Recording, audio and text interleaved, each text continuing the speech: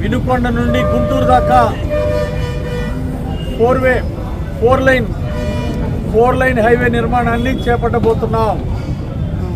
Just గంట సేపట్లోనే గుంటూరు చేరుకునే విధంగా రోడ్డు విస్తరణ చేపడుతున్నాం. అట్లాగే వినుకొండ నుండి నాగులారం వెళ్తే అక్కడ హైవే నార్కెట్పల్లి హైవేకి వెళ్ళటం జరుగుతుంది. ఒక్కరపాడు అక్కడ దానికి కూడా ఉన్న రోడ్డుని డబల్ రోడ్ చేసి మంచి కొత్త రోడ్డు నిర్మాణం చేపట్టాలనుకుంటున్నాం. ఎందుకంటే గత ప్రభుత్వంలో కనీసం గుంటలు కూడా పూడ్చలేకపోయారు.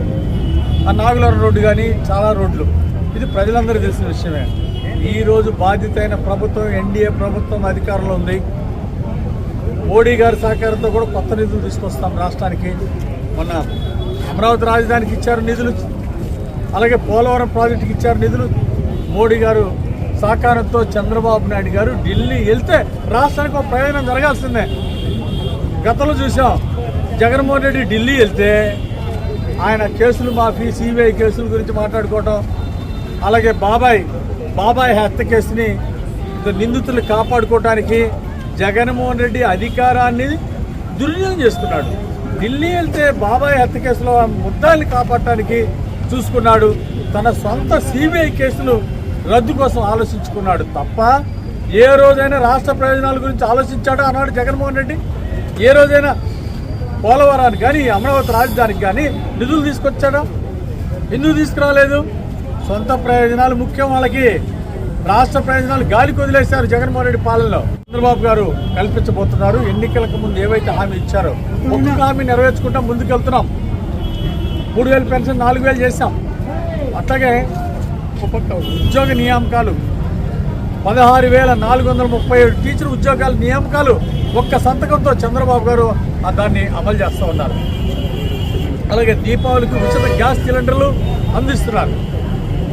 ఆ విధంగా ప్రజలకి ఏవైతే హామీ ఇచ్చారో ప్రతి ఒక్క హామీ నెరవేర్చుకునే దిశగా ముందుకెళ్తున్నారు మన చంద్రబాబు నాయుడు గారు. అట్లాగే షాదీఖానాకి 3.5 కోట్లు నిధులు ఇచ్చినటువంటి చంద్రబాబు గారు, అలాగే రామలింగేశ్వర స్వామి గుడికి 2 కోట్ల నిధులు ఇచ్చారు. ఇంత రాష్ట్రంలో ఆర్థిక సంక్షోభంలో కూడా వినుకొండ ప్రాంతాన్ని, పల్నాడు జిల్లాని అభివృద్ధి చేయాలి అనే ఒక సంకల్పంతో మనకి నిధులు ఇచ్చారు. ఘాట్ రోడ్డుకి పూర్తి చేయమని చెప్పేసి నిధులు శాంక్షన్ చేయడం జరిగింది. టీటీడీ కళ్యాణ మండపం పూర్తి చేయడానికి, నిర్మాణం చేయడానికి కూడా నిధులు ఇవ్వడం జరిగింది 3 కోట్ల రూపాయలు. ఖచ్చితంగా వినుకొండ నియోజకవర్గాన్ని ఒక ఆదర్శంగా తీర్చిదిద్దుతాం. టౌన్లో కూడా ప్రతి ఒక్కరు కూడా క్లీన్ అండ్ గ్రీన్ పాటించి మన పట్టణాన్ని, మన బజార్ని మనం పరిశుభ్రంగా ఉంచుకుంటే, మన ఇంటి ముందు మనం పరిశుభ్రంగా ఉంచుకుంటే, మన బజారు మనం పరిశుభ్రంగా ఉంచుకుంటే వినుకొండ పట్టణం అంతా పరిశుభ్రంగా ఉంటుంది, వినుకొండ నియోజకవర్గం అంతా పరిశుభ్రంగా ఉంటుంది. కాబట్టి చెత్తాచెదారాలు కూడా వెళ్ళి డస్ట్బిన్లో మాత్రమే వేయాలని కూడా నేను ప్రజలందరికీ కూడా విజ్ఞప్తి చేస్తున్నా. 3 కోట్ల రూపాయలు అంటే మొన్న ఈ మధ్య అకాల వర్షాల వలన దెబ్బతిన్నటువంటి రోడ్లు, గత 5 సంవత్సరాల్లో మరి రోడ్లు పట్టించుకోకుండా గాలికి వదిలేసిన సందర్భంలో చాలా రోడ్లు గుంటలు పడిపోయాయి. వాటన్నిటికీ మరమ్మతుల కోసం ముందు ఎమర్జెన్సీ కింద 3 కోట్ల రూపాయలు మన వినుకొండకి శాంక్షన్ చేయడం జరిగింది చంద్రబాబు నాయుడు గారు. వారికి నేను ప్రత్యేక ధన్యవాదాలు తెలియజేస్తున్నా.